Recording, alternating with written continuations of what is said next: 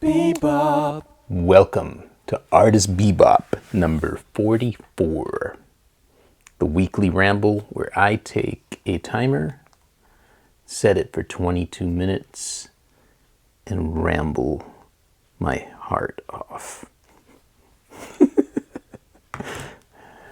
All right,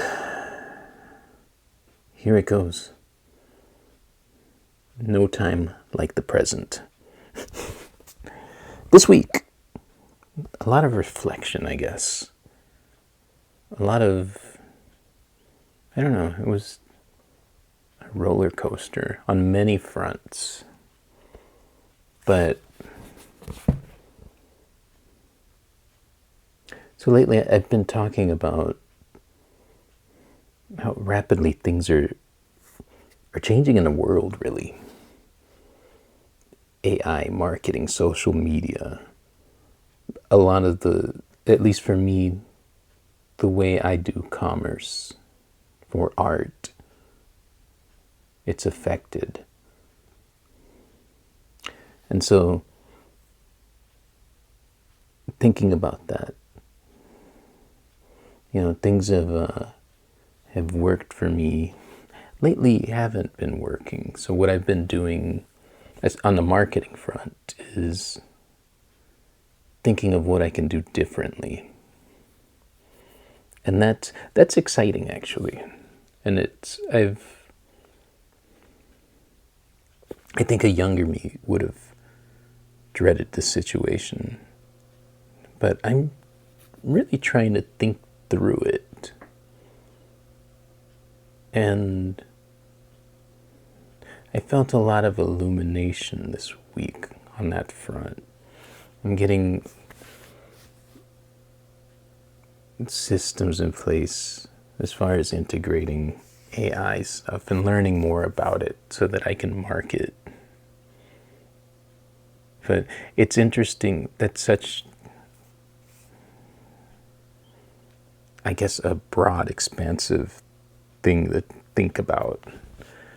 But today specifically, this one guy talked about how, you know, what happens when I can say to the AI, write this book about this, and it writes it, and then it puts it out there. And there's a ton of other ones too. And I guess that's what I've been getting at. Because I think it's funny, the times I do have my 8 thoughts responded to, it's a human can never be replaced type thing. But that's, I think what he tapped into is, I think what I'm talking about. You know, what does happen? How do you, because if something like that, I think it will take place, then what's the meaning of what you do creatively?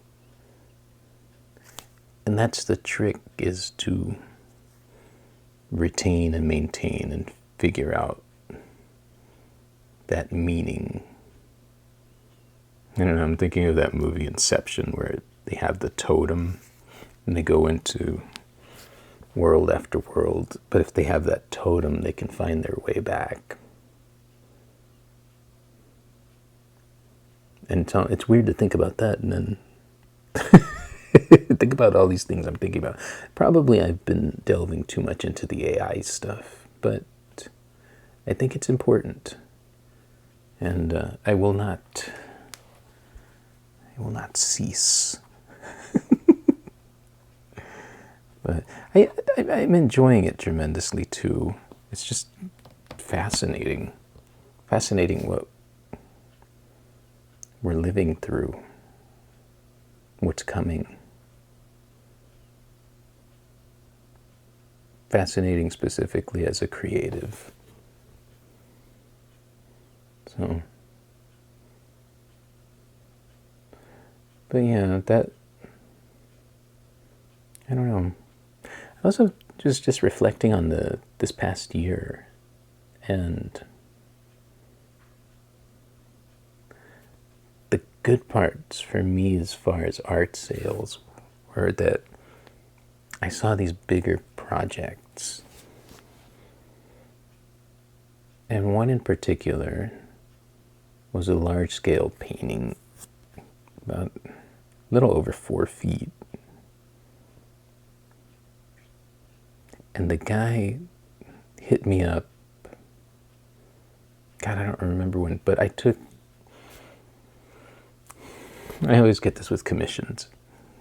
A person will say, take your time, and then they'll check in on it and take as much time as you need, but I'm going to poke at you every 2 days. It's cool, I get it. But this guy, I showed him a thing, was getting it done, and he said, no. He's like, you take as much time. He's like, I don't care if it takes years. I was still skeptical, but then time kept going. I would show him progress, and he's like, yeah, just. And it's the most I've ever. I spent a year with that piece. As far as a commission, now there's pieces that I have worked on for probably years, and then there's some I finish in 5 minutes. Just depends where your head's at, I guess. But in this case, like when I was done with it and shipping it, I told him it was weird. It was like it was like I was sending a friend off, and I loved that. I loved that I got to have that, and so thankful. And yeah, so he's talking about an even larger scale one now, and I'm salivating to dig into that. And I've got these ideas without even knowing, if it's going to happen or what it's going to be about. But yeah, I was just thinking, I want more clients like that. And not just, money is such a funny thing.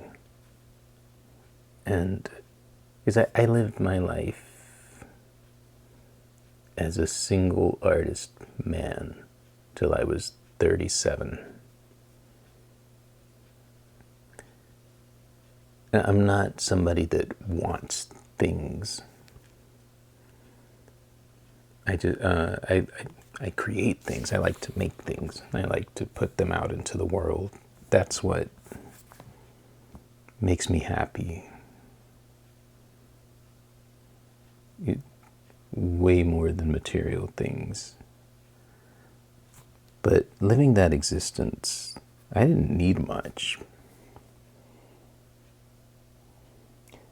Now, throw fatherhood into it. And, again, it's not that you need it, but there are things that I want so that I can mainly give experiences to my kids. And so I've been reflecting on that whole idea of change. I changed my marketing because really situations change. But that extends to everything that I am. And so I was thinking about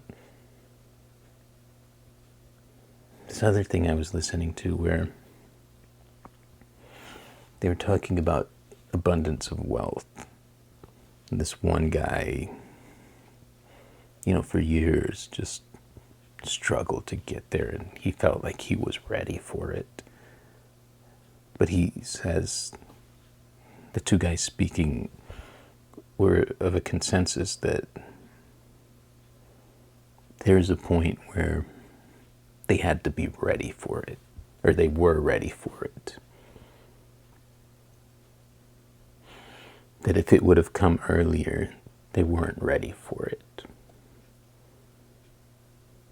And I guess as I'm reflecting on everything, adjustments I'm having to make, what I want, the goals become clearer, which is cool. Because, like, as I said, 37 years, I didn't need much. I didn't want much. I just wanted to make stuff. And I wanted to kick butt. And that's what I did. And I still kick butt, but but then there's that other part of it where, so that what they were saying, I remember hearing that conversation. It didn't quite click, but as I've been reflecting this week, I'm like, you know what? And if I thought, like, if abundance happens to listen to me ramble here,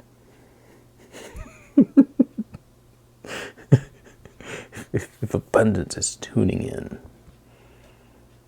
dude, I'm ready.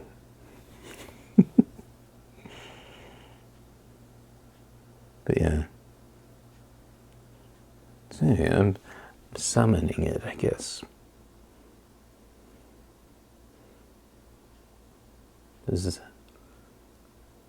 I guess I want a rich life for those little ones. And that's a good thing. I listened to Dave Grohl's his book.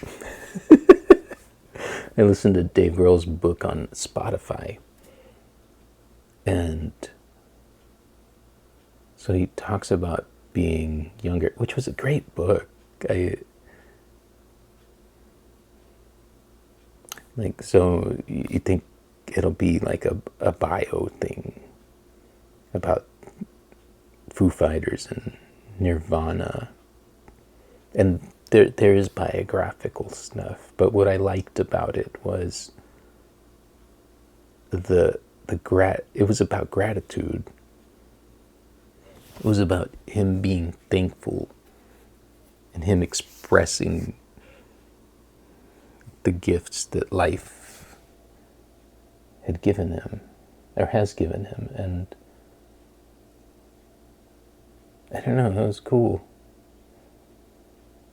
And it was more than I thought I was going to get from the book, which is awesome. And it was kind of him encouraging his audience to be grateful and to go for what they want. But he had this cool passage where he talks about being younger, and he makes kind of an altar to John Bonham, and has this, he called it a seance, and he asked for the success that he wanted. And he's like, I think it worked. And so it affected me on many levels hearing that, because I guess I've never asked, I've never wanted. I had what I wanted. What else was there? Not that I've never worried about money, but I just I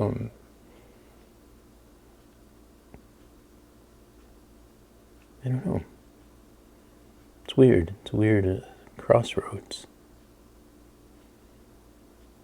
But that's what makes life beautiful. And I am gracious. So I had technical difficulties here, and the mic dropped because I didn't charge it. I've been flustered all day trying to work on multi projects. So I guess I just lost track. I wasn't as prepared. But yeah, so I'm just going to ramble in another direction. I did hear I was talking about Dave Grohl's book. Yeah, it was surprising. And yeah, it made me think about a lot. But yeah, this past week, I think, I started working watercolor. And it's funny because I'll get sucked into something like that. I had this big studio, and for about a month and a half, I did nothing but work on 4x6 black and white portraits. And it was weird. It's like something had snapped. And it's not always that severe. But yeah, this week pretty much I worked watercolor. That would go into tidy up projects. Into the mess room, I call it, where all the acrylic and wet and sticky paints live. And so, yeah, I'd taken a break because I also got sucked into live watercolor painting on TikTok because it's smaller and it's easier for me to, I guess, try to interact with the audience is what I'm wanting. But yeah, today was the first day I went back in there and hit the acrylics. And it felt good. I miss it was because I was working watercolor all week. It's like, God, do I even like acrylic anymore? And yeah, I do. I like the mess. I got this Clemente I'm working on that I think I finished him actually. That's why I'm up so late. That's how it happens, man. You're one minute you're painting Roberto Clemente, and then it's next week. It's the nature of the paint studio. Yeah.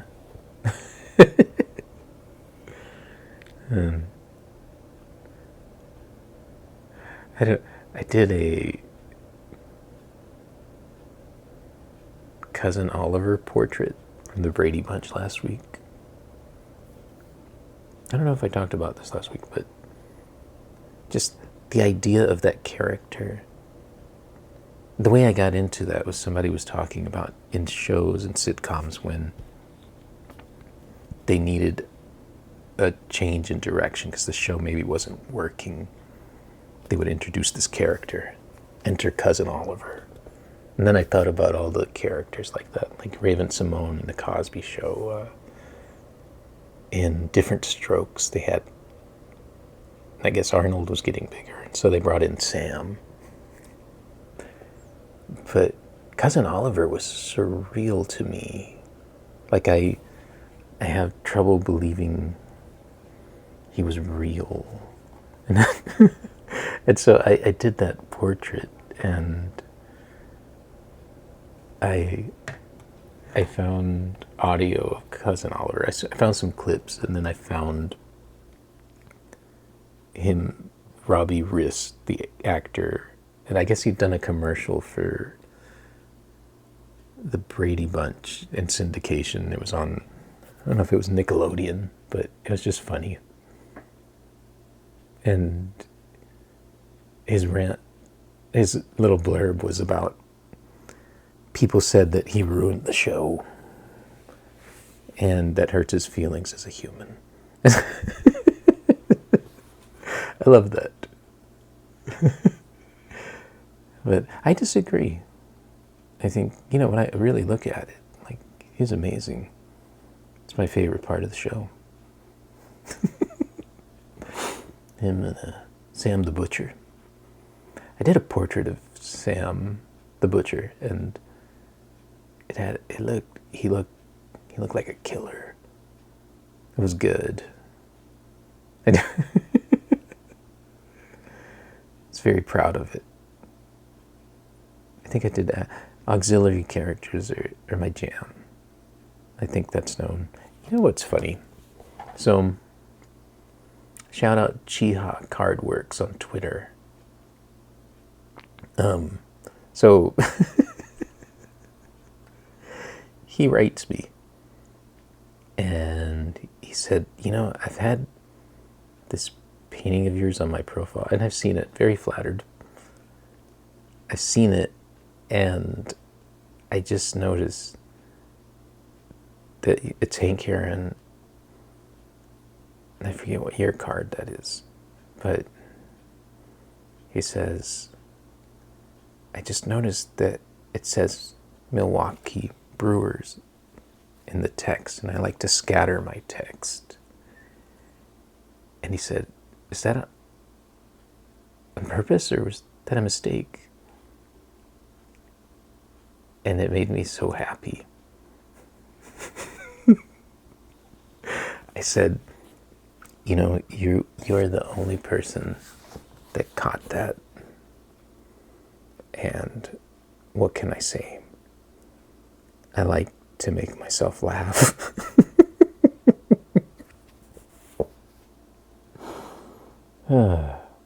It was a very kind of satisfying moment. Yeah. That made me think of this other guy who said, I like what you do, but they bought a few pieces. But I call them dancing letters. He's like, but the letters where you float them around, I don't think the painting needs that. And I'm always listening and processing. And I thought about that. The painting needing it. And the thing with art and an artist, at least for me, the way I create, it's not about what the painting needs. It's about what I need as a creator. And often I need a laugh. It has served me well in life. Laughter. Through good, through bad, through mediocre, through boring, through everything. Being able to laugh. And anytime, any opportunity where I feel that I'm going to let it fly. And yeah, so I guess that was it. Maybe the painting didn't need it, but I needed it.